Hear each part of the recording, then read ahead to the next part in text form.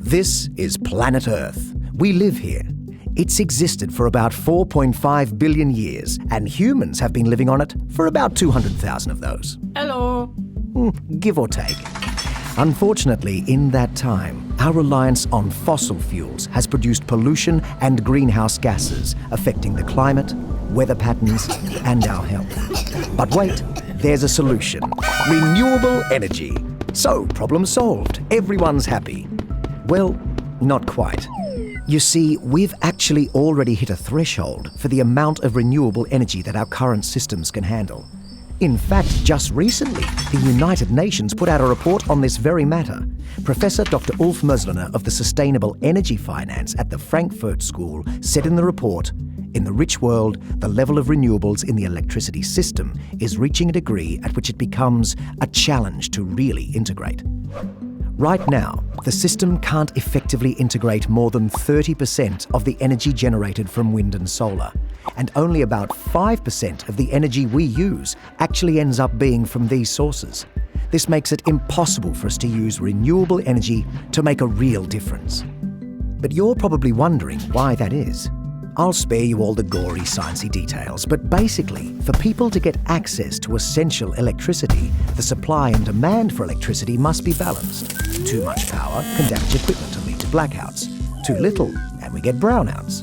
At the moment, we can keep our networks balanced because we have a few stable generators at one end and many users at the other end. The problem is that as we continue to introduce more and more renewable energy sources, we can no longer keep this balance. Now, there are two reasons behind this.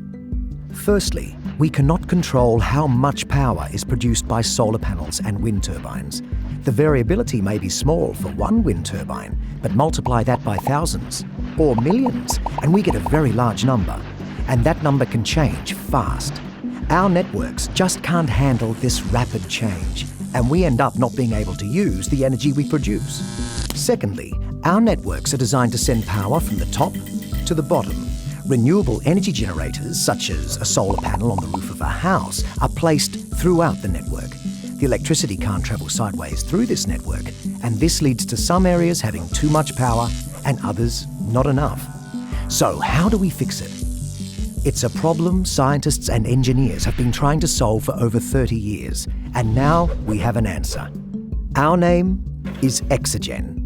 We're a specialized team of systems engineers, and we've been developing a technology that will be able to slot into the existing network and handle the fluctuating power generated by renewable energy sources. And here's the real kicker. It makes the current system more efficient as well. The Faraday exchanger is an entirely new technology which will allow our grids to cope with a much higher level of renewable energy by smoothing out the rapid variability to manage the flow of power across the grid. It directly replaces transformers in the existing grid, utilizing all the existing poles and wires and removing the need for any additional expensive equipment or systems that make the existing grid more fragile. The Faraday exchangers throughout the grid will autonomously adapt to changes as they occur. It is the only technology that can do this. This will transform our existing grid to the Faraday grid. We've already proven the case for the technology and are building our first prototype. Our next goal is to design and build devices capable of being tested in a real-world electricity network. The goal after that is to be able to offer these devices to the entire world's electricity networks. The more efficiently we can use renewable energy, the closer we are to a healthier planet. And that's what we all want now, isn't it?